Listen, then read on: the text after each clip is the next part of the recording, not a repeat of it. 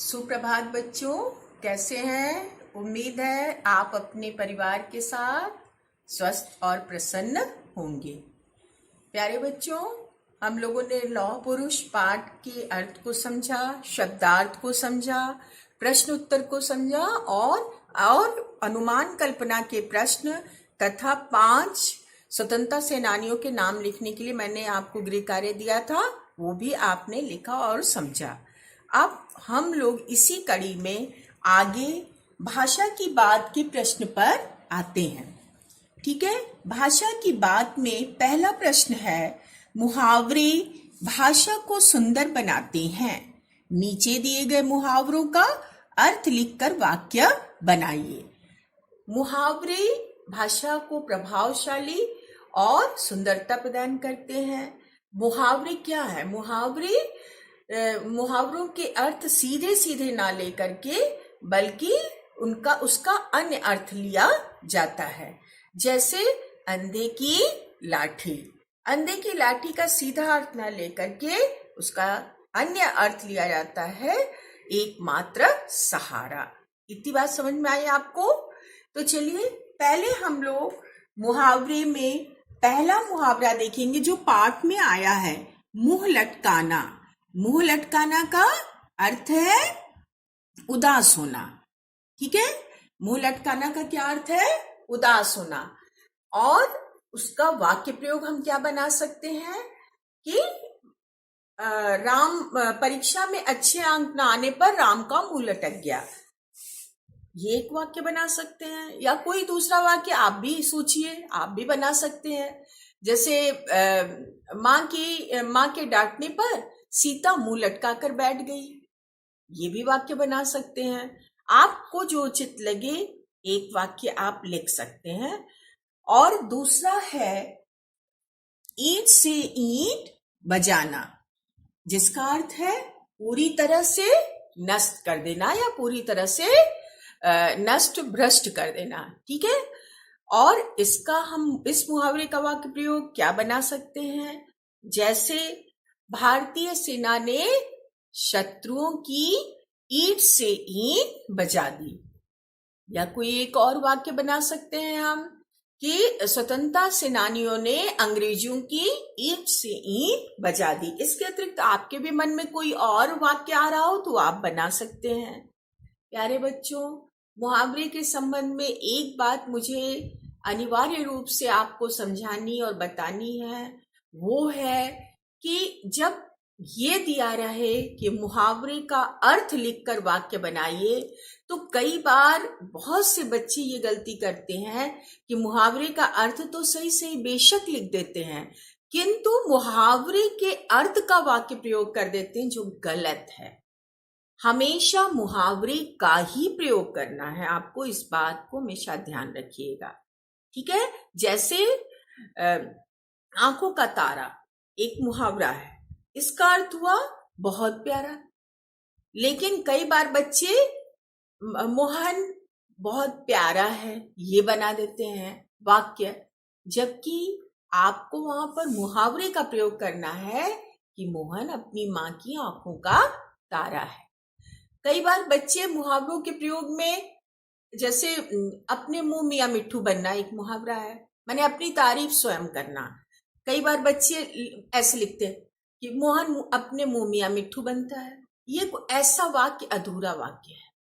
मुहावरे का सही प्रयोग आना चाहिए जो कि उस मुहावरे के सही अन्य अर्थ को प्रकट करता हो। ऐसा ऐसे वाक्य की रचना करने की कोशिश करनी चाहिए। ठीक है बच्चों, अब हम लोग दूसरे प्रश्न की तरफ बढ़ेंगे। नीचे कुछ वाक्यों के अंश दिए गए हैं, इनमें रेखांकित शब्दों का लिंग पहचान कर लिखिए। प्यारे बच्चों, ध्यान इधर। आप लोग यहां पर जो प्रश्न है ये लिंग पर आधारित प्रश्न है। लिंग क्या है? जब जिस संज्ञा शब्द से किसी चीज, किसी व्यक्ति आदि के लिंग का, प्राणी आदि के लिंग का पता चले, उसे हम लिंग कहते हैं। लिंग का पता चले माने या पुरुष जाति का है या स्त्री जाति का है, इस बात का पता चले तो उसे हम लिंग कहते हैं। हिंदी में लिंग 2 प्रकार के हैं। कौन कौन से? पहला पुल्लिंग और दूसरा स्त्रीलिंग। पुल्लिंग क्या है? जिससे समस्त पुरुष जाति का में बोध कराने वाले शब्द, पुरुष जाति का बोध कराने वाले समस्त शब्द पुल्लिंग है और स्त्री जात का बोध कराने वाले समस्त शब्द स्त्रीलिंग है। इतनी बात समझ में आई? जैसे जैसे लड़का, जैसे बालक, जैसे हाथी, ये सारे शब्द, मोर, ये सारे शब्द पुल्लिंग के हैं। लेकिन स्त्रीलिंग के जैसे मोरनी, जैसे हथनी, जैसे बालिका, जैसे लड़की, ये स्त्रीलिंग। इतनी बात सबके समझ में आई? यहाँ पर हम लोग अब लिंग पहचानेंगे। यहाँ वाक्य का अंश है, माने ये पूरा वाक्य नहीं, ये वाक्य का टुकड़ा है। इतनी बात समझ में आ रही है? अब यहाँ पर हमें पहचानना है कि ये पढ़ाई, सज्जनता, ये सब किस लिंग के हैं। पहला तो इन्होंने दे दिया स्त्रीलिंग। हमें इसे पहचानने के लिए वाक्य को पूरा करना होगा और समझ में तब हमें पूरी तरह से आएगा कि ये किस लिंग का है। जैसे कानून की पढ़ाई की या पूरी की, यहां पर पूरी की जैसे ही हम बोलते हैं हमें समझ में आ जाता है कि ये स्त्रीलिंग है। ठीक है। अपनी ख में देखिए, अपनी सज्जनता दिखाई, दिखाई या प्रस्तुत की, ये भी स्त्रीलिंग है, ये समझ में आ रहा है। इतनी बात समझ में आई? जैसे स्वतंत्रता संग्राम हुआ, ये पुल्लिंग है, ये समझ में आ रहा है। जैसे सरदार की उपाधि मिली, उपाधि मिली, यहां पर समझ में आ रहा है कि ये स्त्रीलिंग है। ओजस्वी वाणी सुनी, सुनी, ओजस्वी वाणी सुनी, आपको ये समझ में आ रहा है कि ये स्त्रीलिंग है। अब आगे हम लोग आंखों में आंसू बह निकले, अगर वाक्य बनाए या आंखों से आंसू निकल पड़े तो आंसू पुल्लिंग समझ में आ रहा है, ये पुल्लिंग हुआ। और अद्भुत कहानी सुनी, ये स्त्रीलिंग हुआ। इतनी बात सबके समझ में आई? तो हमें इसके लिंग को पहचानने के लिए वाक्य को पूरा करना है और समझना होगा। अब हम लोग बच्चों आइए जीवन मूल्य के प्रश्न पर आते हैं। मनुष्य अपने जीवन को जीता है तो कुछ जीवन मूल्यों को अपनाकर या अपने जीवन मूल्यों पर चलता है और कुछ आदर्श, कुछ जीवन मूल्य बनाकर अपने जीवन में आगे बढ़ता है। ये जीवन मूल्य हमारे चरित्र का भी परिचायक है, हमारे चरित्र को भी बताता है। ये जीवन मूल्य कौन कौन से हैं?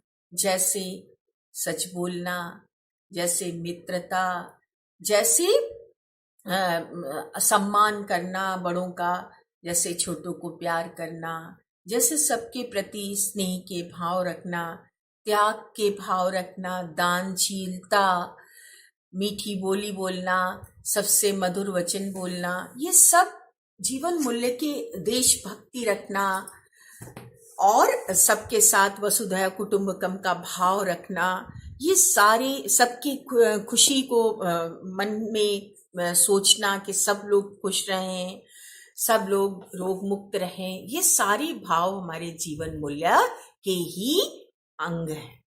यहाँ पर प्रश्न है, हमारे लिए त्याग, दृढ़ता, परिश्रम, संघर्ष, सत्य, अहिंसा, क्या क्या चीजें उन्होंने बताई? त्याग, दृढ़ता माने मजबूती, त्याग माने सौंपना या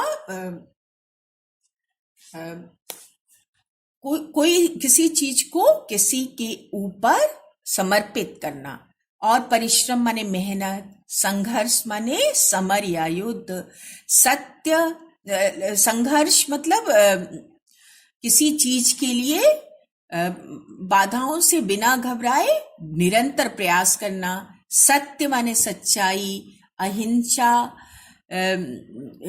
माने हिंसा ना करना, और संघर्ष का एक अर्थ जुझारू भी आप कह सकते हैं, जुझारू बनना। जैसे ये जीवन मूल्य है, इन्हें अपनाना जरूरी है। क्यों? आप लोग बच्चों जानते हैं कि जीवन कभी भी बहुत ही स्मूथली या बड़े ही सीधे सरल तरीके से आगे नहीं बढ़ता। जीवन में अनेक कसौटियों पर हमें गुजरना पड़ता है, अनेक परेशानियों का सामना करना पड़ता है, और तब हम आगे सफल हो पाते हैं। कभी भी कोई भी चीज बहुत ही उतार चढ़ाव के साथ ही हर मनुष्य के जीवन में आगे बढ़ने की प्रेरणा मिलती है। जैसे अभी हम बहुत बड़े संकट से गुजर रहे हैं, ये भी हम पार कर लेंगे और फिर हम खुशी और आनंद की ओर बढ़ेंगे। ठीक है, लेकिन ऐसी परिस्थिति में हमें जुझारू बनने की जरूरत होती है, घबराने की जरूरत नहीं होती। तो ये सारी चीजों को हमें अपनाना जरूरी है। दृढ़ता कि हम कोई किसी चीज को ठान ले तो उसे करना ही है। सच्चाई मतलब कभी भी कोई भी परिस्थिति आ जाए, हमें सत्य से कोई समझौता नहीं करना है, चाहे किसी भी विकट परिस्थिति में हम हो, सच्चाई की राह पर ही चलना है। फिर अपने जरूरत से अधिक चीजों के प्रति हमें मोह नहीं रखना है, त्याग की भावना रखना है। और फिर मेहनत अपना बल समझना, मेहनत को ही अपना बल, अपना भाग्य बनाना है। और कभी भी हमेशा हमें अहिंसा को ही पालन करना है। अहिंसा मतलब मन, वचन और कर्म, तीनों तरह से हम किसी को भी दर्द ना दें, ये अहिंसा है। मन से माने किसी के बारे में बुरी बात ना सोचें, वचन से माने किसी के बारे में बुरा ना बोलें, और कर्म से किसी को प्रताड़ित ना करें। तो मन, वचन, कर्म से हमें अहिंसा पर ही चलना है।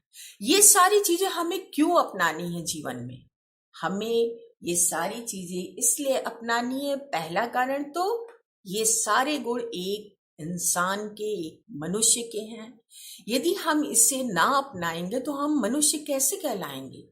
और दूसरा कारण ये है कि इन सारी चीजों को अपना कर ही हम एक सच्चे मनुष्य, एक सच्चे देशभक्त, एक सच्चे नागरिक, एक सच्चे परिवार के व्यक्ति बन सकते हैं और सफल हो सकते हैं। इतनी बात समझ में आई? अब दूसरा प्रश्न है, प्रत्येक भारतीय को सच्चा देशभक्त बनकर राष्ट्र की उन्नति के लिए काम करना चाहिए। क्यों? इसके लिए बच्चों आप ध्यान दीजिए कि बूंद बूंद से सिंधु बना है। एक एक बूंद बूंद पानी से इतना बड़ा सागर बन जाता है। तो इसी तरह से हर एक देश का व्यक्ति यदि अपना अमूल्य सहयोग, अमूल्य योगदान देश की उन्नति में, देश के विकास में, देश के हमेशा देश के बारे में सोचकर यदि करेगा तो निश्चित रूप से देश या राष्ट्र सर्वोपरि स्थान प्राप्त कर लेगा, सबसे ऊंचा स्थान प्राप्त करेगा। इसलिए हम सबको सच्चा देशभक्त यानी अपने देश के प्रति सच्ची भावना, सच्चे प्रेम के साथ अपने देश के उन्नति में पूरा सहयोग देना चाहिए। आप सोचेंगे कि मैम अभी तो मैं छात्र हूँ या छात्रा हूँ, अभी इतना छोटा हूँ, मैं कैसे अभी इसे देशभक्ति में अपना योगदान दे सकता हूँ? आप बिल्कुल दे सकते हैं। आप अभी जिन कार्यों को कर रहे हैं, उन कार्यों को करते वक्त हर एक बार सोचिए कि मेरे इस कार्य से मेरे देश के लिए क्या हित हो रहा है, मेरे देश की उन्नति में मैं कहाँ योगदान दे पा रहा हूँ। जैसे एक पढ़ाई की ही बात आप ले लीजिए, आपका मुख्य कार्य विद्यार्जन है, विद्यार्थी का। जब आप विद्या अर्जन कर रहे हैं तो आप ईमानदारी से ये सोचिए कि मेरे इस विद्या अर्जन से मैं देश के लिए क्या कर पा रहा हूं, क्या मैं कुछ भी योगदान देने लायक बन पा रहा हूं इस विद्या अर्जन से, या काम चलाऊ काम कर रहा हूं। नहीं, हमें परफेक्शन लाना है, हमें अपने काम में पूरा पूरा 100% लाना है, 100% काम को पूरा करना, तभी हम देश के लिए सच्चे अर्थों में कर सकते हैं, देशभक्ति की भावना के साथ देश की उन्नति कर सकते हैं। इसको आप ध्यान से समझ लिए, ये आपका गृह कार्य है जो मैं अभी लिख करके भेजूंगी। ठीक है, अब कुछ करने के लिए प्रश्न में पहला प्रश्न है, पाठ में आया मुहावरा मुंह लटकाना, जिसे अभी आपने पिछले पृष्ठ में देखा और समझा। मुंह शब्द से जुड़े हुए अन्य मुहावरे ढूंढकर उनको पर्चियों में लिखकर एक डिब्बे में डालिए। फिर कक्षा में आप डिब्बे में से एक पर्ची उठाकर उसके अनुसार मुहावरे का अभिनय करें और बाकी बच्चे उस मुहावरे को पहचानें। बच्चों, इस क्रियाकलाप को हम लोग जब कक्षा में रूबरू होंगे तब हम लोग इस क्रियाकलाप को करेंगे। इतनी बात समझ में आई? लेकिन आज जैसे मुंह पे आधारित कुछ मुहावरे आपके भी जहन में आ रहे होंगे, कुछ याद आपको भी आ रहे होंगे। जैसे यहाँ पे मुंह लटकाना था, इसी तरह से आप दूसरा मुहावरा सोच सकते हैं, मुंह तोड़ जवाब देना, माने करारा जवाब देना। फिर मुंह बिचकाना, या किसी चीज को देखकर घृणा के भाव व्यक्त करना। ऐसे अनेक मुहावरे आपके या और मुंह पे आधारित अन्य कोई मुहावरे आपको याद आ रहे हो तो आप उन मुहावरों को इकट्ठा करके या संग्रहित करके रखिएगा। हम लोग जब मिलेंगे तो उस पर ये क्रियाकलाप करेंगे। अब दूसरा प्रश्न है, सरदार पटेल के जीवन से जुड़ी कोई घटना ढूंढिए और कक्षा में सुनाइए। प्यारे बच्चों, आप लोग के पास अच्छी किताबें होंगी। कई बार आप लोग अपने मम्मी पापा के साथ बैठकर मोबाइल पर वल्लभ भाई पटेल के जीवन के बारे में देख सकते हैं। आप लोग कोई एक उनके जीवन की कोई अच्छी घटना याद करके रखिएगा। जब हम लोग मिलेंगे तो हम सुनेंगे आपसे। जैसे एक घटना मैंने कभी पढ़ी थी कि बाल्यावस्था में वो वल्लभ भाई पटेल अपने दोस्तों के साथ विद्यालय जा रहे थे। पहले तो विद्यालय इतने नजदीक नहीं होते थे, मीलों चलना होता था। वे अपना जा रहे थे मीलों दूर विद्यालय। रास्ते में एक नुकीला पत्थर लगता है, बाकी बच्चे आगे बढ़ जाते हैं लेकिन वल्लभ वहीं पर रुक जाते हैं, वल्लभ भाई पटेल। और बाकी दोस्त बोलते हैं क्या कर रहा है, चल आगे। लेकिन वल्लभ भाई वहां रुकते हैं और उस नुकीले पत्थर को हटाते हैं और उस जगह को समतल करने लगते हैं। सारे दोस्त पूछते हैं कि ये क्या कर रहे हो वल्लभ? वो बोलते हैं कि इस नुकीले पत्थर ने मुझे चोट पहुंचाई, यहां तक तो ठीक है, लेकिन इससे किसी अन्य को भी चोट ना पहुंचे, इसलिए मैं इस पत्थर को यहाँ से हटा रहा हूँ, यहाँ की जगह को समतल कर रहा हूँ। इससे उनके व्यक्तित्व का पता चलता है कि अपने दर्द से अधिक उन्हें पूरे देश के दर्द, पूरे समाज के दर्द, अपने आसपास जुड़े हुए लोगों की दर्द और पीड़ा का एहसास था और उसे कम करने की वो कोशिश करते थे। ऐसी छोटी मोटी कोई घटना आप भी उनके जीवन के बारे में देखिएगा, पढ़िएगा और याद करके रखिएगा, कक्षा में मैं पूछूंगी। तीसरा है, सरदार पटेल की तरह किसी अन्य स्वतंत्रता सेनानी के जीवन के बारे में जानकारी इकट्ठी करके लिखिए और उनका चित्र भी चिपकाइए। ये प्रश्न और ये दोनों प्रश्न मैं आज आपको गृह कार्य दे रही हूँ। जैसे सरदार पटेल की तरह आप महात्मा गांधी के बारे में भी लिख सकते हैं, आप जवाहरलाल नेहरू के बारे में भी लिख सकते हैं, आप अन्य किसी भी स्वतंत्रता सेनानी के बारे में लिख सकते हैं। 4-5 लाइन लिखिएगा, उनका जीवन परिचय, उन्होंने क्या योगदान दिया देश की आजादी में, और साथ में अगर चित्र आपके पास उपलब्ध हो तो चित्र चिपका दीजिएगा। ना उपलब्ध हो तो बनाने की कोशिश कीजिएगा। आप अच्छी तरह से कला कर सकते हैं, ये मुझे मालूम है। कोशिश करिएगा और बनाकर ये गृह कार्य मुझे जमा करिएगा। तो बच्चों, आज आप लोगों ने भाषा की बात, जीवन मूल्य के प्रश्न और कुछ करने के लिए के प्रश्न पर विचार विमर्श किया, साथ में लिंग और मुहावरे के बारे में भी जानकारी हासिल की। अगर इस विषय में जो भी चीजें आज मैंने बताई, इसमें कोई भी संदेह है तो वीडियो देखने के बाद आप जो हम लोगों का 9:30 से 10:10 का समय इस बीच में पूछ सकते हैं। और गृह कार्य और कक्षा कार्य आप या तो कालांश के दौरान दिखा लीजिए या शाम के 5 से 7 के बीच में आज ही दिखा दीजिएगा। धन्यवाद बच्चों। इसी के साथ ये समाप्त होता है कालांश।